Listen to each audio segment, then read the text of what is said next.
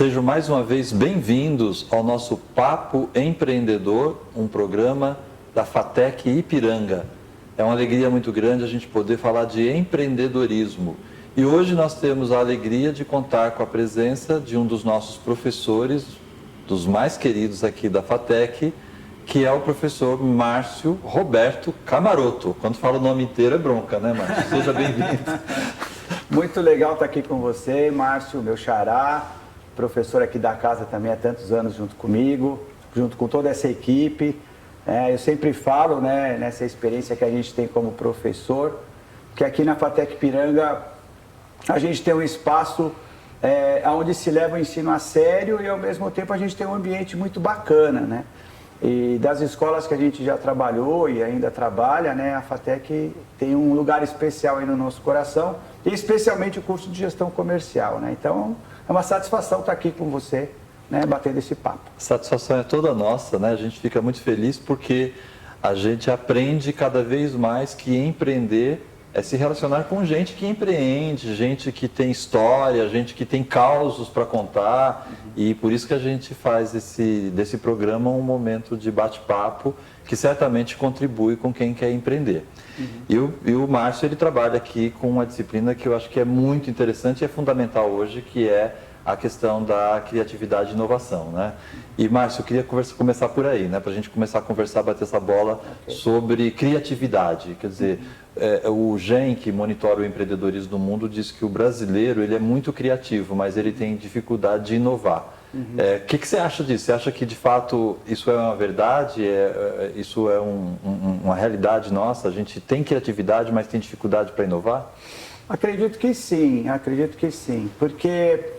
Primeiro, eu sempre falo para os alunos, né? Quando eu assumi essa disciplina, alguns anos atrás, eu fui investigar esse tema o máximo possível. Né? E criatividade não é um assunto naturalmente acadêmico. Né? A universidade, a faculdade é um espaço de método, né? De você estudar cientificamente as coisas. E muitas vezes o processo criativo ele se dá de uma maneira diferente daquela maneira mais racional que se ensina, que se aprende, que se pesquisa as coisas. Então, acho que já começa por aí. A gente tem essa criatividade na nossa cultura, no nosso processo de desenvolvimento pessoal, mas a gente vai amortecendo isso ao longo do tempo, porque o nosso cérebro ele se acomoda, né, nos processos, no jeito de ter emprego, por exemplo, né, no modo como você vai se empregar. E a criatividade, ela é gostosa por si só, né? Mas ela exige inovação, que é o que você está colocando, né? Então, para inovar, você precisa implementar, você precisa disciplina. Daí, essa é a ambiguidade que carrega esse tema, né? Ao mesmo tempo que a criatividade, ela acontece de uma maneira, com componentes intuitivos, né, dentre outros aspectos, ela também exige atenção, disciplina, persistência. Os grandes inovadores, as grandes descobertas, elas vieram, mesmo no processo comercial, né, não só em produtos, mas nos processos gerenciais, de muito estudo, de muita técnica. Então, aí tem uma contradição, né? Existe aquela questão intuitiva, mas acompanhada de muito conhecimento.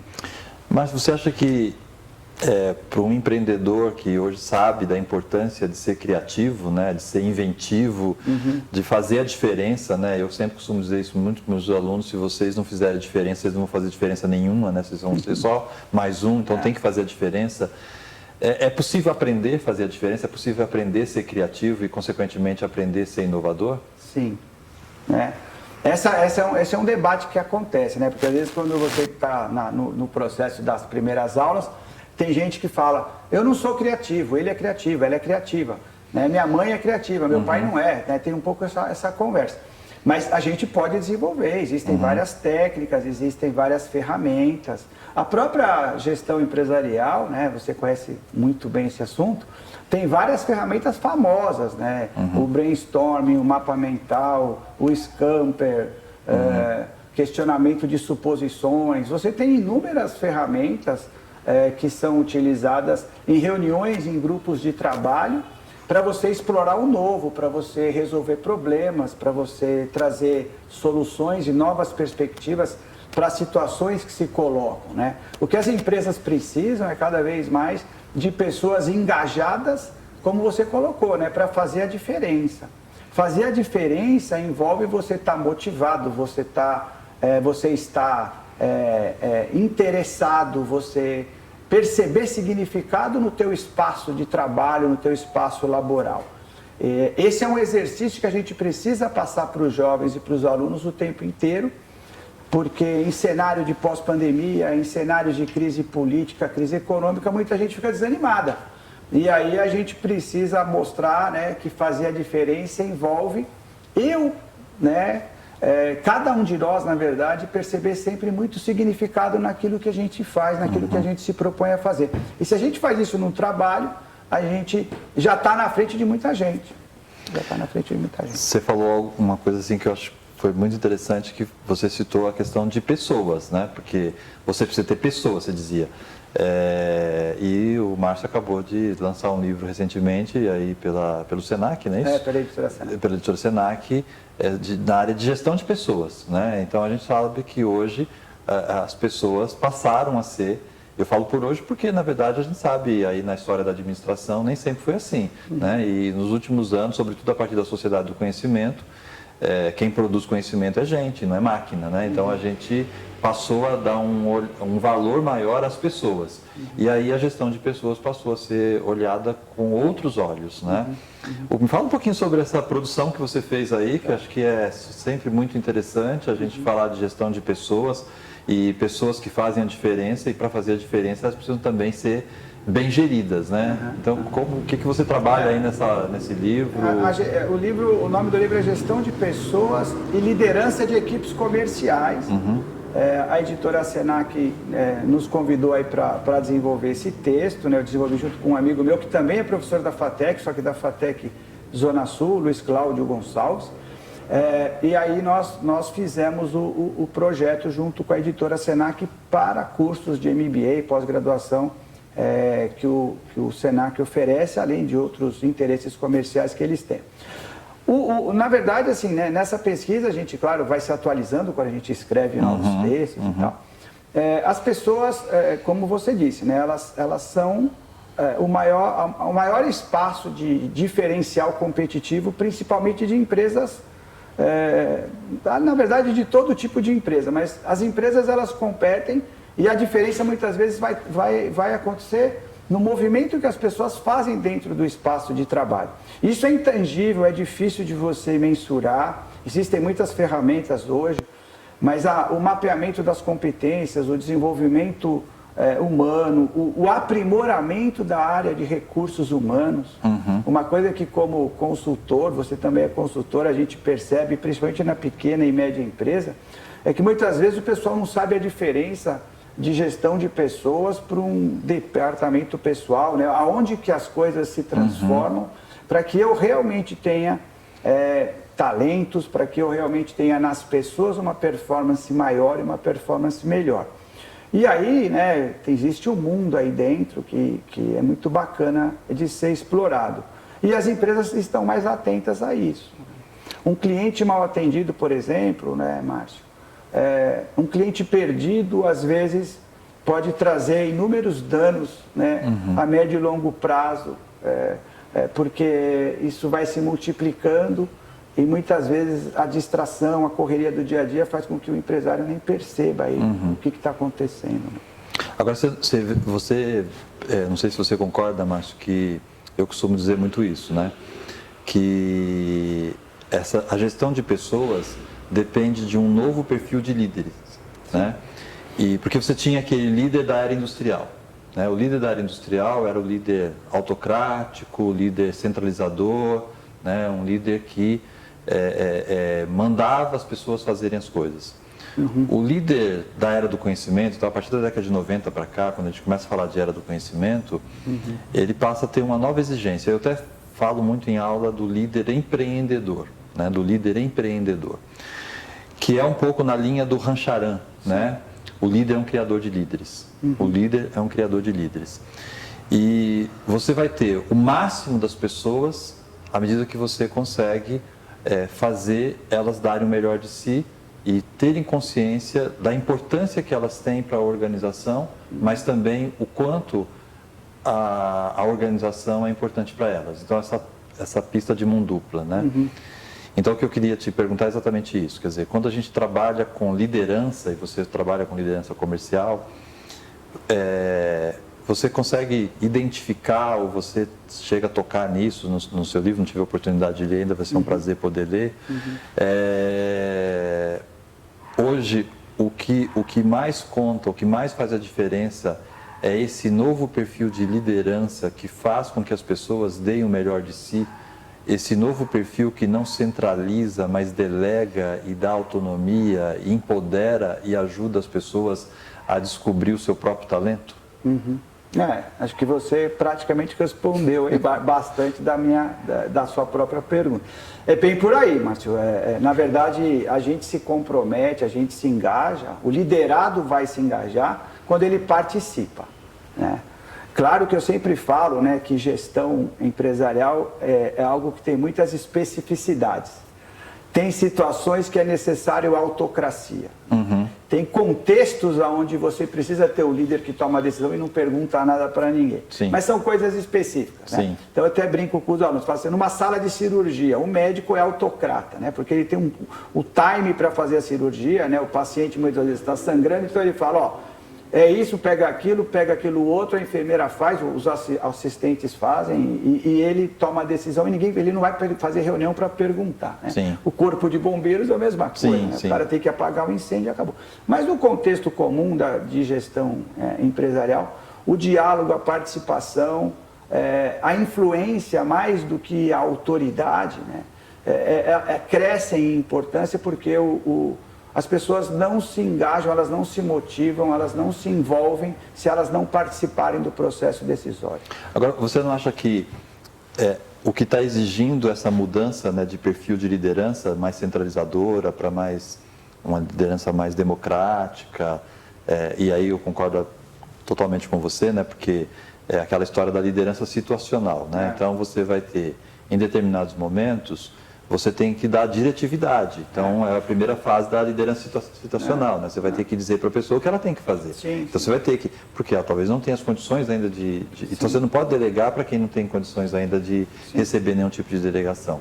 Mas o que você não pode fazer é você ficar preso a esse perfil, esse perfil de liderança.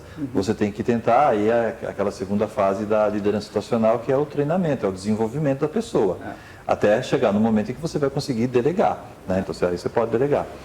Mas você não acredita que... você acredita que hoje as novas gerações elas têm impulsionado um pouco a necessidade dessa transformação da liderança? Porque a geração Baby Boomer, geração X, era a geração da obediência. Que o líder, o chefe manda, eu obedeço. Então, eu não contesto, né?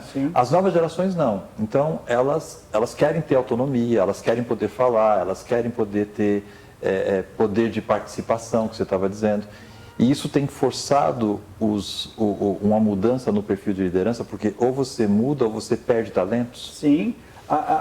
Uma palavra-chave nesse contexto que você colocou, Márcio, é o feedback. O jovem hoje ele chega e ele fala que ele quer feedback. Os profissionais que estão nas empresas de tecnologia, nas multinacionais, mesmo nas multinacionais que ainda tem uma cara de startup, né? Algumas empresas que ainda estão se desenvolvendo no Brasil, mas que já têm sede em outros países, eles pedem feedback constantemente. Se o gestor-chefe, né? Se o gestor não dá o feedback, ele vai lá e exige o feedback. E dar feedback é algo que exige trabalho, exige preparo. O líder ele precisa desenvolver outras competências ligadas ao gerenciamento de pessoas. Sempre teve aquela história, né? A tarefa e as pessoas. Né? Até se estudava assim há algum tempo atrás. Né? O líder que tinha um perfil voltado para resultados e o líder que tinha um perfil voltado mais para pessoas. O movimento é esse, né? Você ter cada vez mais o líder voltado para o desenvolvimento de pessoas. E isso quebra um monte de paradigmas, né? Então, a hierarquia fica menos importante, o número de níveis hierárquicos dentro das organizações já diminuiu bastante, então a estrutura cada vez mais é horizontal, as pessoas têm acesso aos superiores dos superiores, sem ter aquela coisa, não, primeiro fala comigo, eu vou lá falar com o gerente geral, por exemplo. Então, tudo isso está se transformando e há um processo de adaptação, tanto dos liderados quanto dos líderes, né? Então, esse é o momento que a gente vive, mas na verdade já é o real, né? Sim. Não é que é uma coisa nova, é alguma coisa que ainda tem gente, porque todo o processo de mudança é assim, né? Ainda tem gente que está lá atrás, resistente, e já tem muita gente que já adotou. As empresas contemporâneas, as empresas que têm obtido melhores resultados, elas já adotaram esse modelo todo. Você sabe que você me faz lembrar o Gerd Hemel, né? Gerd Hemel é o maior estrategista de negócios, né? E o Gerd Hemel, ele fala exatamente isso. Ele fala assim que essa passagem de um modelo de gestão para outro não é fácil, né? Porque as pessoas ainda ficam presas ao modelo antigo. Então ele fala assim, o modelo antigo é aquele baseado no comando, né? Então eu tenho que impor obediência, eu tenho que extrair a inteligência das pessoas e eu tenho que comprar a dedicação, aquela liderança transacional, né? Eu compro a dedicação com aumento do salário, com a perspectiva da promoção. Esse modelo, lá diz o Gerd Hemel, né, não funciona mais. O que funciona hoje é um novo modelo de gestão, que não é mais baseado no comando, mas na inspiração. Então você tem que inspirar, encorajar a iniciativa, despertar a paixão, né? E valorizar a criatividade. Ele fala exatamente isso, né? Então, quer dizer, na verdade você tem aí um desafio que é um desafio para quem quer gerir pessoas, né? Seja como empreendedor, seja como intraempreendedor que está numa função aí de gestão de pessoas, porque ele não pode mais achar que ele vai ser quem vai comandar, mas tem que ser aquele que vai inspirar, não é verdade? Essa coisa do poder, né? No fundo, hoje se discute muito essa ideia da influência. A influência como algo mais significativo do que o poder, né? Porque o poder eu imponho, a pessoa obedece por medo, por receio, porque ela precisa do emprego. O Brasil é repleto de histórias dessas. Mas a influência é muito mais interessante, porque ela exige estratégia, inteligência, persuasão, né? Você vai convencer a pessoa de uma maneira faz com que ela, na verdade, essa é a ideia central sobre liderança, né? A pessoa vai fazer ou vai estar junto do time por vontade própria muito maior do que por medo, né? Por exemplo. Eu acho que é interessante esse debate porque a gente também tem essa questão, né? Essa complexidade no Brasil. Seria até motivo para outro papo, talvez. Mas de qual Brasil a gente está falando, né? Porque a gente tem empresas de primeiríssimo mundo, empresas avançadas com projetos, empresas europeias instaladas aqui, asiáticas, americanas, algumas brasileiras, né? A gente pode citar, sei lá, a Natura e outras mais. E a gente também tem aquela empresa ainda provinciana, que parou no tempo, que está na década de 80, e que muitas vezes alguns dos nossos alunos trabalham nessas empresas e eles acabam sendo agentes de mudança. Sim, sem dúvida. Alguém que pode inspirar e trazer alguma coisa mais moderna para essas empresas. Né? Muito legal, Márcio, nosso papo aqui. Que pena que a gente tem que acabar, né? Porque o que é bom dura pouco, né? Às vezes, infelizmente. Mas é muito bacana conversar com você. Eu queria pedir para você deixar aí 2 falas, né? Vou direcionar a tua fala. Inspirado aí no teu livro, tá? Então, o que você diria aí para quem quer empreender, para quem empreende, né? Para quem tem um negócio? Qual seria a dica? Uma dica, a gente sabe que tem muitas coisas que tem que ser feitas, mas uma palavrinha sobre gestão de pessoas. E a outra é sobre liderança comercial. O que você falaria para quem quer empreender ou para quem empreende sobre qual é o caminho na gestão de pessoas e na liderança comercial? Eu acho que, assim, eu posso colocar uma fala para as duas colocações? Pode. Porque eu acho que elas se complementam.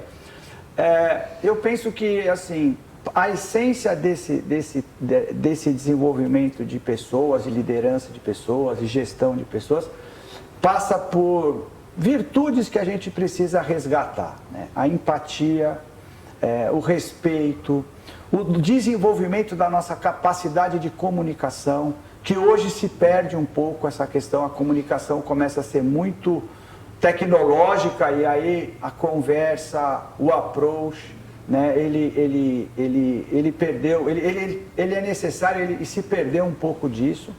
O se importar com o outro, né, e a gente, esse altruísmo, ele faz parte do mundo atual, né. Nós temos um lado bicho, que é aquele bicho de território, né? Eu tenho meu departamento, eu tenho meu setor, eu tenho meu grupo aqui. E a gente tem que ver o outro lado cada vez mais, porque as pessoas precisam ser respeitadas, elas precisam ter significado, elas precisam entender o propósito. Aí você traz elas para o teu lado. Então, se você empreende, né?